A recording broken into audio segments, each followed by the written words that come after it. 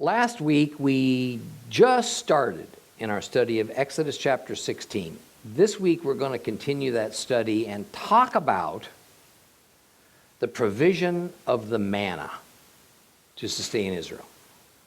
But unlike the Sunday school version of the story, there's so much more to this episode than meets the eye.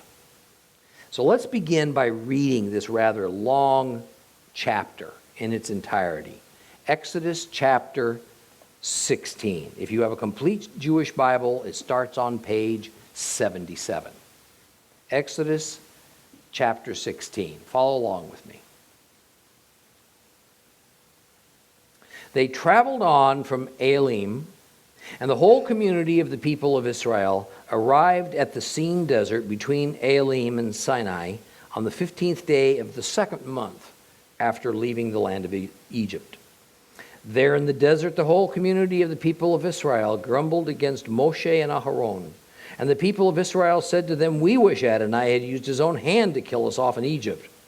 There we used to sit around the pots with the meat boiling, and we had as much food as we wanted. You've taken us out into this desert to let this whole assembly starve to death." And Adonai said to Moses, "Here, I will cause bread to rain down from heaven for you. The people are to go out and gather a day's ration every day. By this I will test whether they will observe my Torah or not. On the sixth day, when they prepare what they brought in, it will turn out to be twice as much as they gather on the other days." Moshe and Aharon said to all the people of Israel, "This evening you will realize that it has been Adonai who brought you out of Egypt, and in the morning you will see Adonai's glory. For he has listened to your grumblings against Adonai. What are we that you should grumble against us?" Moshe added. "What have I said will happen when Adonai gives you meat to eat this evening and your fill of bread tomorrow morning? Adonai has listened to your complaints and grumblings against him. What are we? Your grumblings are not against us, but against Adonai." And Moses said to Aaron, "Say to the whole community of Israel, come close into the presence of Adonai, for he has heard your grumblings." And as Aharon spoke to the whole community of the people of Israel, they looked towards the desert, and there before them the glory of Adonai appeared in the cloud. And Adonai said to Moshe, "I have heard the grumblings of the people of Israel. Say to them, at dusk you will be eating meat. In the morning you will have your fill of bread. Then you will realize that I am Adonai your God." That evening quails came up and covered the camp, while in the morning there was a layer of dew all around the camp. And when the dew had evaporated, there on the surface of the desert was a fine, flaky substance, as fine as frost on the ground. And when the people of Israel saw it, they asked each other, "Manhu," which means, "What is it?" Because they didn't know what it was. And Moses answered them, "It's the bread which Adonai has given you to eat. Here is what Adonai has ordered. Each man is to gather according to his appetite. Each is to take an omer per person for everyone in his tent." The people of Israel did this. Some gathered more, some less, but when they put it in an omer measure, whoever had gathered much had no excess. Whoever had gathered little had no shortage. Nevertheless, each person had gathered according to his appetite. And Moshe told them, "No one is to leave any of it until morning." But they didn't pay attention to Moses. Some kept the leftovers until morning. It bred worms, it rotted, which made Moses angry at them. So they gathered it morning after morning, each person according to his appetite, but as the sun grew hot, it melted. On the sixth day, they gathered twice as much bread, 2 omers per person, and all the community leaders came and reported to Moses. And he told them, "This is what Adonai has said. Tomorrow is a holy Shabbat for Adonai. Bake what you want to bake, boil what you want to boil, and whatever is left over, set aside and keep for the morning." They set it aside till morning, as Moses had ordered, and it didn't rot or have worms. And Moses said, "Today eat that, because today is the Shabbat for Adonai. Today you won't find it in the field. Gather it 6 days, but the 7th day is Shabbat. On that day there won't be any." However, on the 7th day, some of the people went out to gather, and they found none. Adonai said to Moses, how long will you refuse to observe my mitzvot, my commandments and teachings? Look, Adonai has given you the Shabbat, the Sabbath. This is why he is providing bread for 2 days on the 6th day. Each of you stay where you are. No one is to leave his place on the 7th day. So the people rested on the 7th day. The people called the food man. It was like coriander seed, white. It tasted like honey cakes. And Moses said, here is what Adonai has ordered. Let 2 quarts of man be kept through all your generations, so that they will be able to see the bread which I fed you in the desert when I brought you out of Egypt. And Moshe said to Aharon, take a jar and put in it 2 quarts of man, and set it aside before Adonai to be kept throughout all your generations. Just as Adonai ordered Moshe, Aharon set it aside before the testimony to be kept. The people of Israel ate man for 40 years, until they came to an inhabited land. They ate man until they arrived at the borders of the land of Canaan.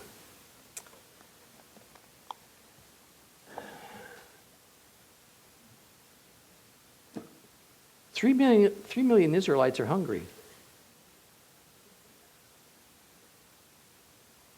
They've been gone from Egypt for nearing 2 months. Their food supply is running out. They come to Moses. They want to know why he'd bring them out into the desert wilderness just to die from starvation.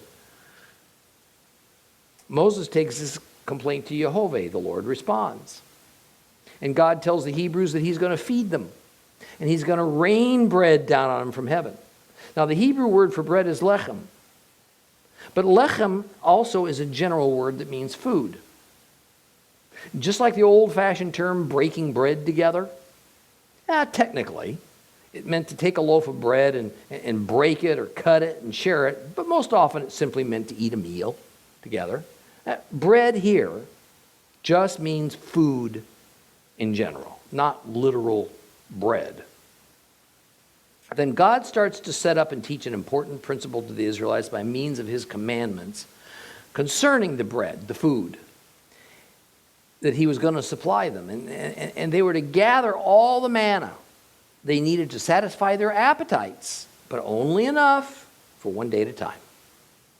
And each day they were to do this, except on the 6th day, then they were to gather a double portion, a 2-day supply. Well, here the story about the bread from heaven detours a little. Then it picks it up in a few verses. So rather than skip around, we're just going to follow the flow of the Bible.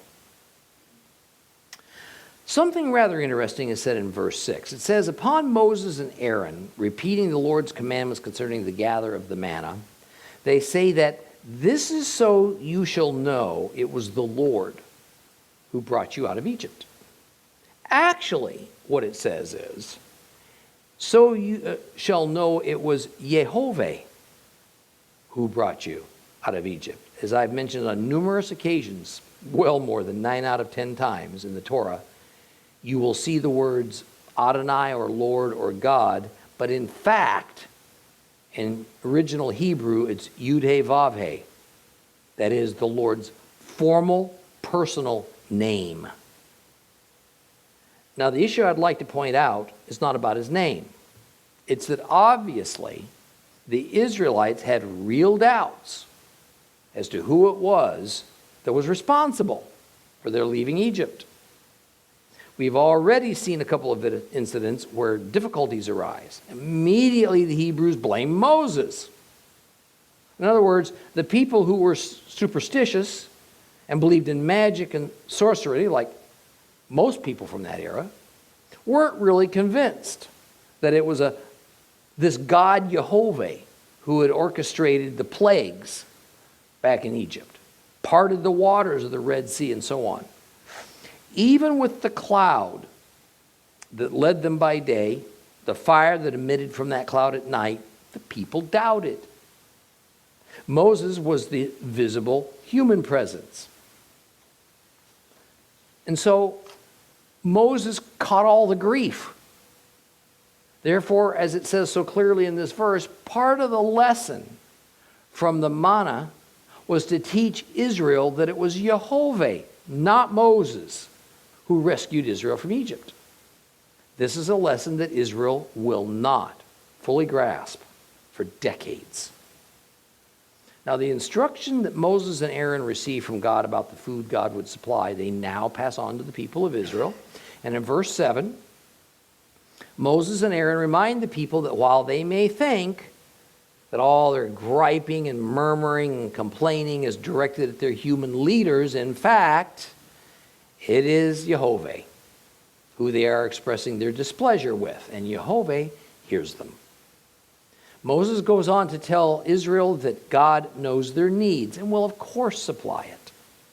He tells them that at sunset, what's sunset mark? The beginning of a new day. God will give them meat to eat. Then in morning, still the same day, give them bread, food, satisfy their hunger. And in verses 9 and 10, Moses then instructs Aaron to call for the entire community of Israel to come near to the presence of God. They obeyed, and as they looked out into the desert wilderness that lay ahead of them, they saw the glory of God in the cloud. Now, this phrase, the glory of God, is the English translation of the Hebrew words kevod Yehovah. Is this kevod Yehovah some new divine experience for Israel? To look upon the cloud and see the glory of God? Of course not. It's been that same cloud, that same presence of God, that has been leading them, that has been protecting them from the Pharaoh's army, and had been fully available for their vision every single day, all day since they left Egypt. So why did Moses have to tell these people to stop, look up, and come near to God's presence?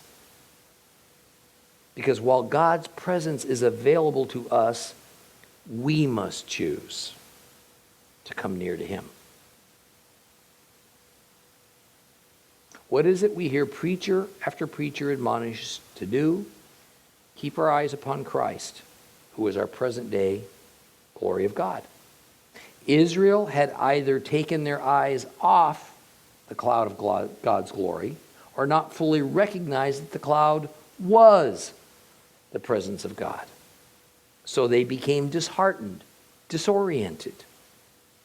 The same thing happens to us. You know, we get so used to the idea of Yeshua being with us, guiding us, such that He becomes like an old piece of furniture or just another feature of the landscape.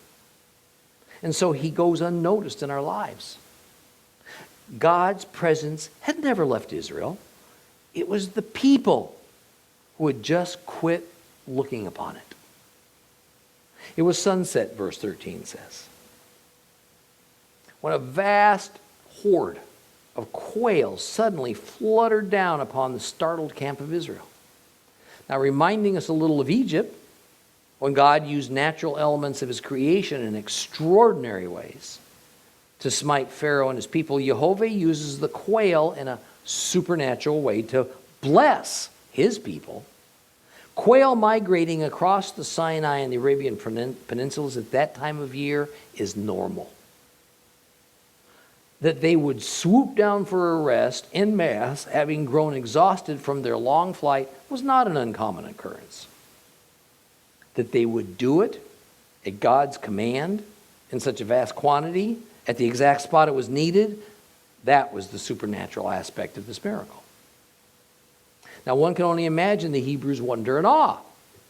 What a day they had just experienced.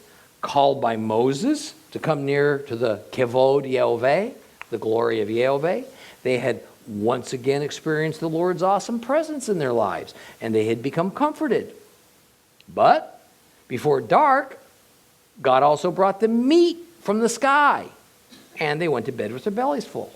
And then they arose in the morning from a restful sleep that only comes from being fully satisfied. The rising sun. Well, that revealed an even greater miracle, because upon the desert sands was something that looked like delicate frost. It was everywhere. Verse 13 says, the Hebrews looked upon it and asked one another, what is it? In Hebrew, manhu, from which we have derived the word manna, manna. Now Moses tells them that it is the bread, the lechem, meaning food, in this case, from heaven, that God had promised to send them to sustain them. The passage also explains that the coming of the manna each day was associated with dew. Now, taken together with the description in Numbers 11:9 that says, when the dew fell on the camp at night, the manna would fall upon it. We get a more complete picture. There would be a fall of dew, and then the manna would flutter down upon it, and then another layer of dew would fall over the manna. Apparently, there's a manna sandwich.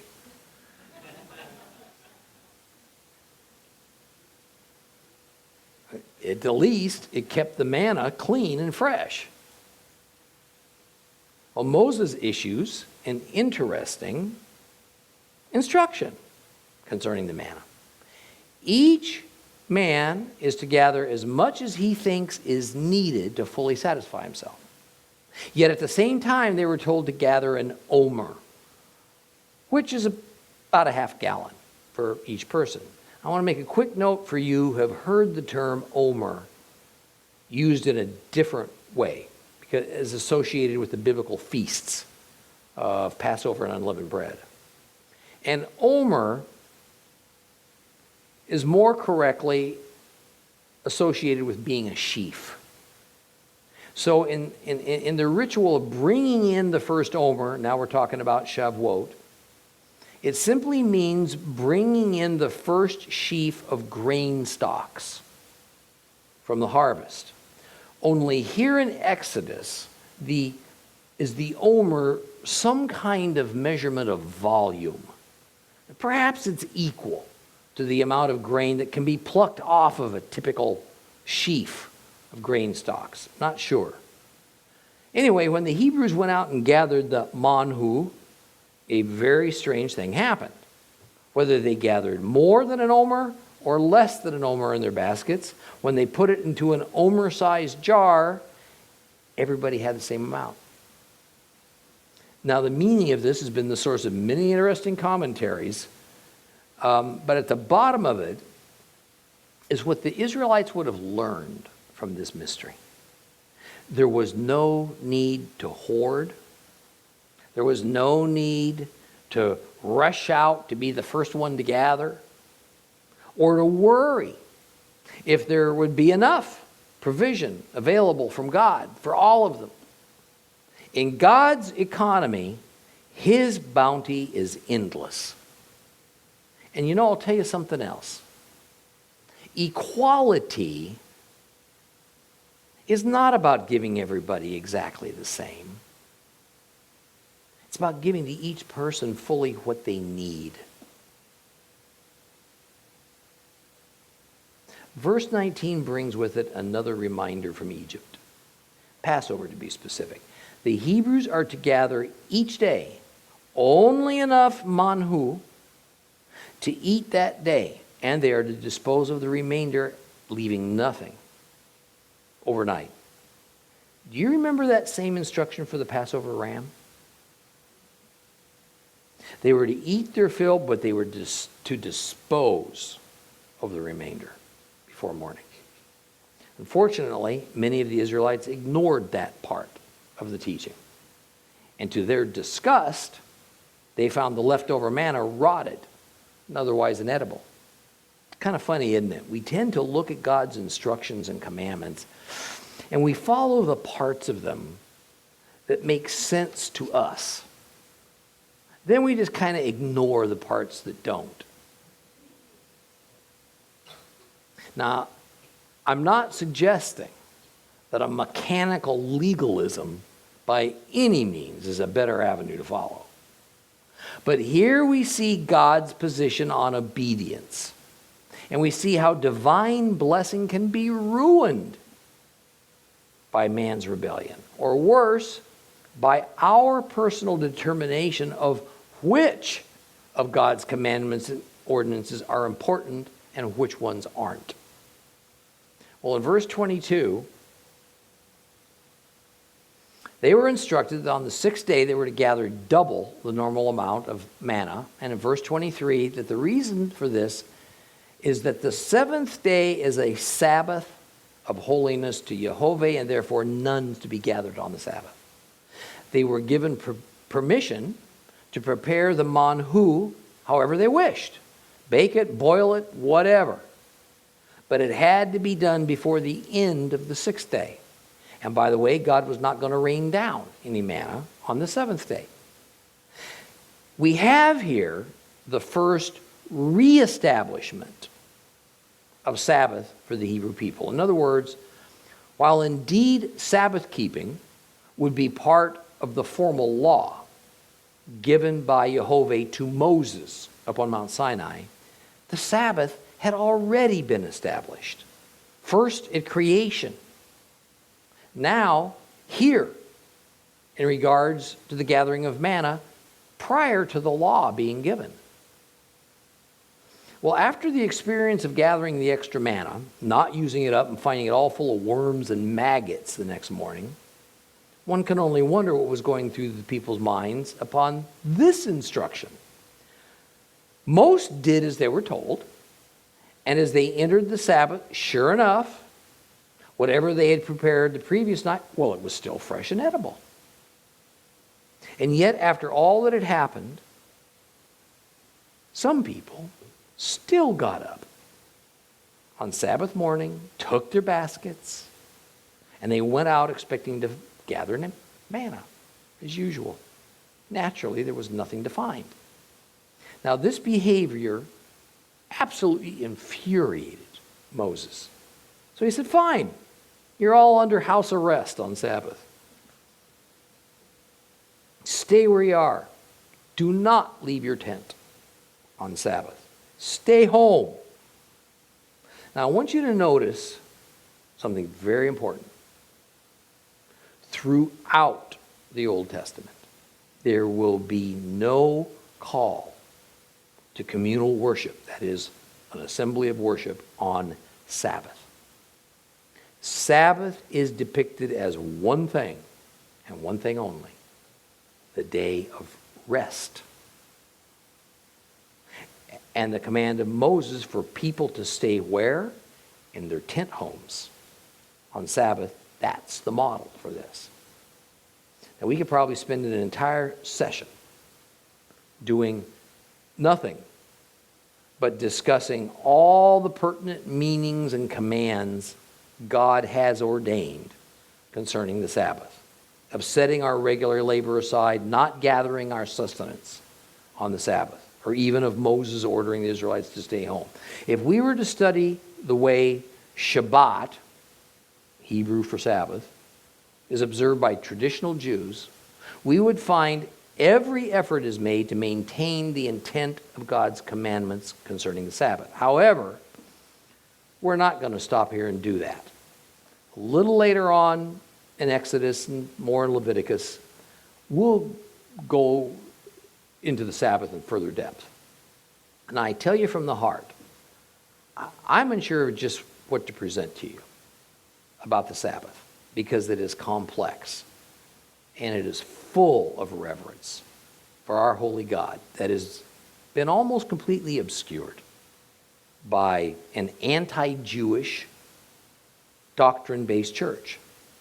Now, let me just say something briefly about it for now to give you some food for thought, because while the Sabbath is important to God, it's also a very thorny issue for a lot of Christians. Now, whether you believe that some or none or all of the traditional 613 commandments of the Mosaic covenant pertain to Christians, the fact is that the keeping of the Sabbath as holy is one of the 10 commandments that forms the pillar of the church. I mean, I don't think anybody here would disagree with that point. And I also don't think that we take the matter of the Sabbath seriously enough. Nowhere in the Bible has God rescinded the command of the Sabbath. Nowhere in the Bible does it say that for our modern generation or since the advent of Christ that it's okay to work 7 days a week or to ignore the Sabbath. Many church leaders have taken Paul's meaning in Colossians 2 to mean that the institution of the Sabbath can be made into anything man wants to, which, by the way, makes no sense whatsoever to understand it that way. And this is what happens when Bible passages are taken out of context in order to try to validate a predetermined agenda or a doctrine. Now remember this. In the Sermon on the Mount, another pillar of the church, Jesus says in Matthew 5:17, no way has he come to abolish the Torah, or as many Bibles say, the law and the prophets. Further, that not the slightest detail, or not a jot or a tittle, a jot or a stroke, is going to pass from the Torah until all, or from the law, until all heaven and earth passes away. The Sabbath is a rather significant element of the Torah, wouldn't you say? Also remember, it's well documented. It's a historical fact that some parts of the early church continued to follow the biblical rule of the Sabbath as Saturday, right on up until Emperor Constantine ordered the Sabbath abolished and then replaced it by something called the Lord's Day, which was to become the new day in which the Gentile church would come together to worship. Now, this new day of worship, the Lord's Day, was designated to be the first day of the week, Sunday, which was already the traditional day of national worship for the dominant religion of the Roman Empire, the Mishraim sun worshippers, which is why, by the way, Sunday is called Sunday. This day was chosen as a political compromise between the sun worshipers and the Christians. Now let me quote directly for you from a couple of edicts handed down in the early 300s AD when this all happened. And by the way, the ancient official documents I'm quoting from, you can find in the local library. Or you can get it on the internet. Google it. First, the very first so-called Sunday law, ordered and enacted by Constantine during his second meeting with the Council of the Church Bishops in Nicaea, was in 321 AD. 321 AD. And here is a quote directly from that document. On the venerable day of the sun, the sacred day of the sun god, Sunday, let the magistrates and people resting in the cities rest, residing in the cities rest, and let all workshops be closed. In the country, however, persons engaged in agriculture may freely and lawfully continue their pursuits, because it often happens that another day is not so suitable for grain sowing or vine planting, lest by neglecting the proper moment for such operations, the bounty of heaven should be lost. Given the 7th day of March, 321, Crispus and Constantine being consuls, each of them for the second time. What happened in these several councils of Nicaea and Laodicea was that the Gentile Christian church was officially established and the Jewish Christian church was officially abolished. Some 16 years after these first Sunday laws were enacted, the following edict was handed down from another of these Roman church councils called the Council of Laodicea. And I quote, Christians shall not Judaize by being idle on Sabbato, the Sabbath, but shall work on that day. But the Lord's Day, Sunday, they shall especially honor, and as being Christians shall, if possible, do no work that day. If, however, they are found Judaizing and observing Sabbath, they shall be excommunicated. There you have it.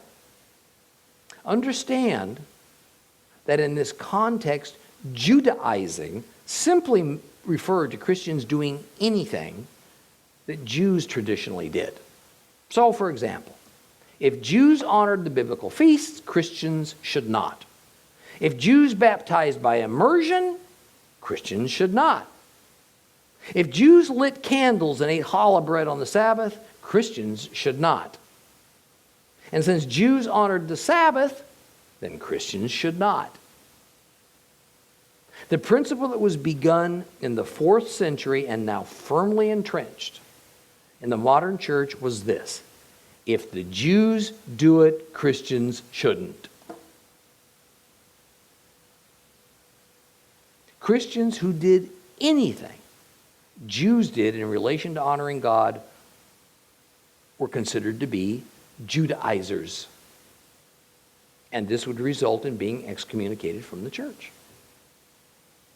Now, I know this is not an easy subject, but at the risk of offending you, I must say that the reason it's not so easy is because we love our traditions and we prefer our doctrines to what God's scriptures tell us.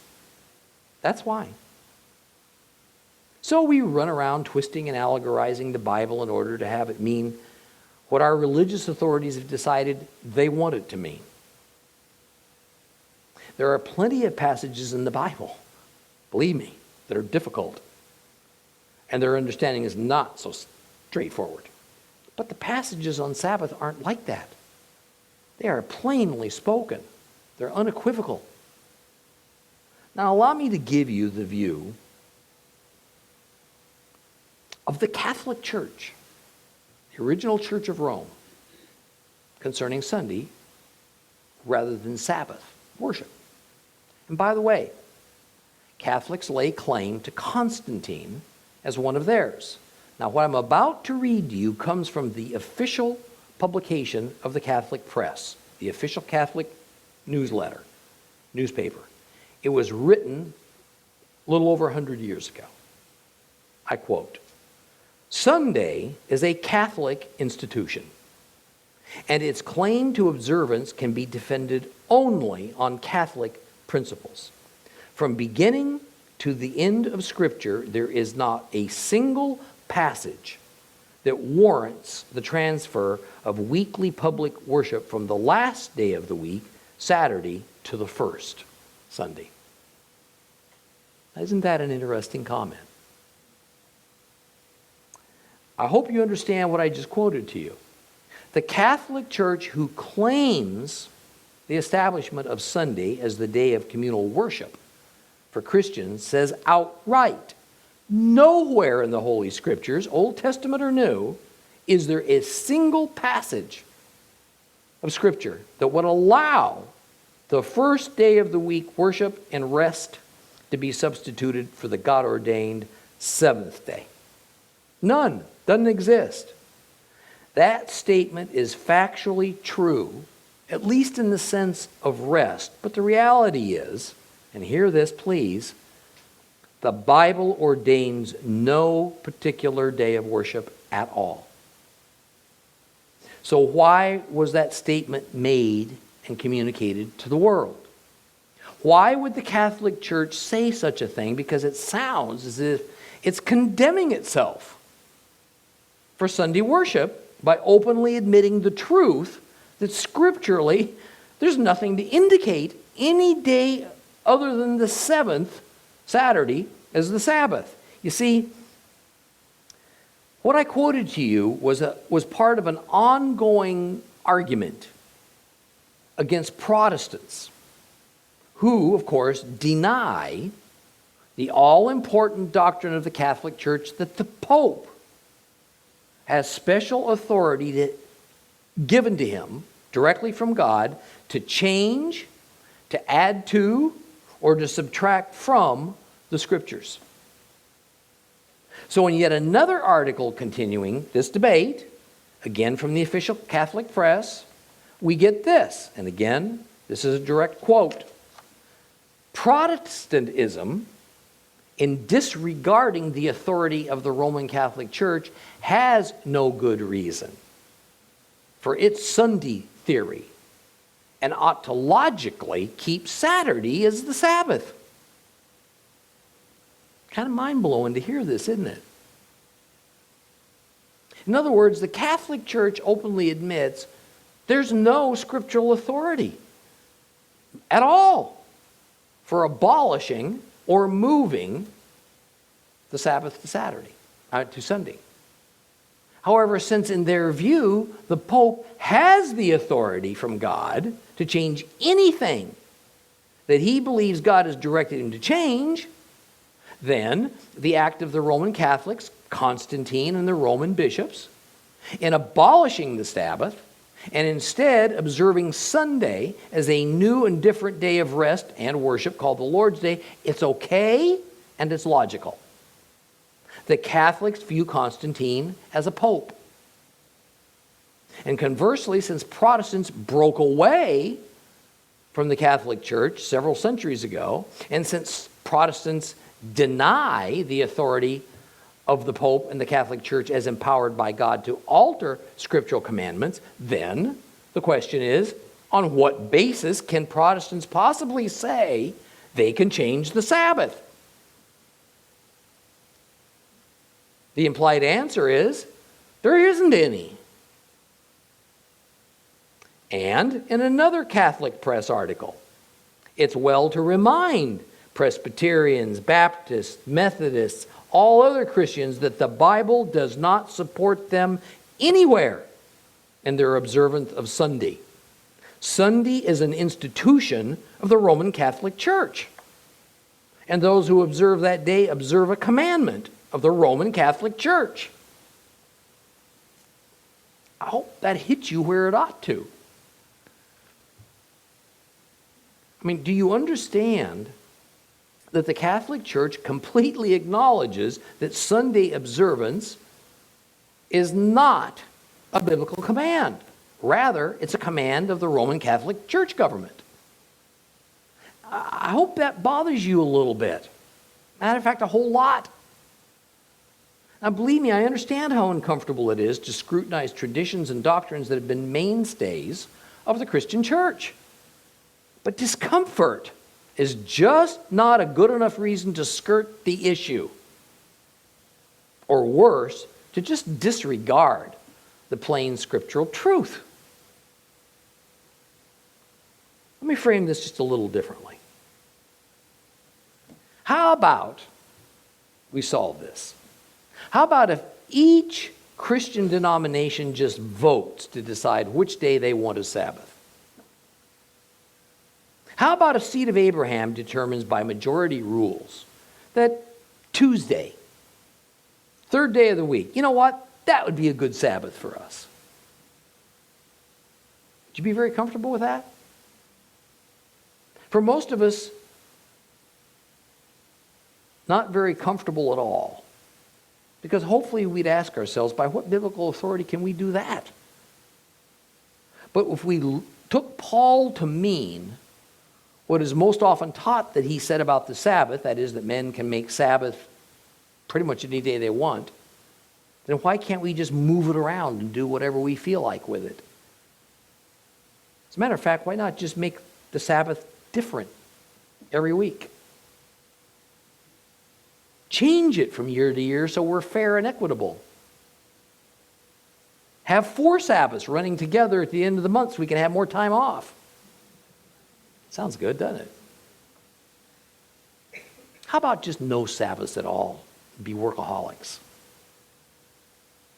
See, I see some of you kind of frowning, some a little laughing. That's the problem with trying to defend these traditional Gentile churches' dubious positions that we can change the Sabbath and observe it any way we please. If you decide that's really so, then that means we can do anything that suits us. And we all instinctively know that can't be the case. And indeed, that's not what Paul said. It's not what he suggested, and it's not what he meant. Now, I'm not advocating moving all church services to Saturday, although I think it would be very healthy if every church had Saturday services like we have. Because there is no such thing as a God-commanded day of worship. It doesn't exist. Jews and Gentiles have decided each upon their own. And in both cases, these are man-made doctrines, not commandments of God. The reality is that every day is a good day to worship God. But every day is not Shabbat. Every day is not the seventh day. Every day is not the seventh day. Every day is not the day that God ordained in Genesis as the Sabbath, which is reinforced here in Exodus at Mount Sinai and all throughout the Bible, including, by the way, the New Testament. Let's all remember that Yeshua himself, Jesus Christ, observed the seventh day Shabbat. But as individuals or as families, we can certainly honor God's Sabbath, the seventh day, and still participate in the Lord's Day. If we want to do that, like we're doing right now. There's nothing wrong with that. Just understand what we're doing right now is a tradition. But what the Jews do on Saturday at synagogue, that's also a tradition. It's not the Bible to do that. We can honor the day God ordained as Sabbath by taking God's intent to what? Rest. Be with our families on the seventh day. So I'm not here to condemn any denomination or to tell you to abandon Sundays. But I am saying that Shabbat is an important enough issue that as Christians, we can't do whatever we wish just because traditionally we always have. Well, in verse 32, God has commanded that a jar of manna, be set aside as visible proof for all future generations of this miracle of God's provision during Israel's time in the wilderness. So where is this jar of manna today? Well, when they find the Ark of the Covenant, they'll probably find the jar of manna, because the Ark almost certainly contains the stone tablets of the Ten Commandments, Aaron's budding staff, and the jar of manna. However, the meaning for verse 34 about placing the manna before the testimony, it says, that's just another name for the law or the Torah, the testimony is not to place it inside the ark, but rather to place it in front of the ark. Even so, you can bet that when they do find the ark, the pot of manna will probably be in it. Because the evidence is that whenever the ark traveled, the manna and Aaron's rod were placed inside of it. Now, as we near the end of chapter 16, I want to point out something of a general nature that students of the Torah need to know. Moses did not personally write all the 5 books of Torah, which are often called the 5 books of Moses. When someone asks me who wrote the Torah, I commonly say Moses, but only as a broad general response. The rabbis have always recognized that other recorded parts of the Torah were written in retrospect after Moses was dead and gone. We get an example of this here because the words of verse 35 say, they ate manna all 40 years in the wilderness and until they came to settle in the land of Canaan. So for those of you who might say, wait a minute, how can these verses be speaking of stone tablets and an ark that haven't even been created yet because they still haven't arrived at Mount Sinai? Remember, the Torah is not in perfect chronological order. Let me put it another way. Moses did not write a daily journal.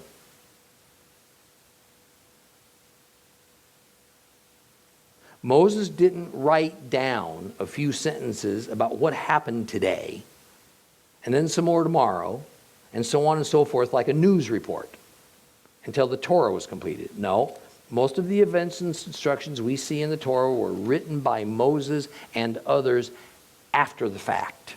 It's history. So that it was coherent, it was understandable for future generations. Well, chapter 16 closes by giving us the interesting piece of information that Israel ate manna for 40 years. God provided them with that heavenly food for their entire time in the wilderness. But the moment they entered the promised land, it quit coming, just as quickly as it began. Well, next week we'll take up Exodus chapter 17.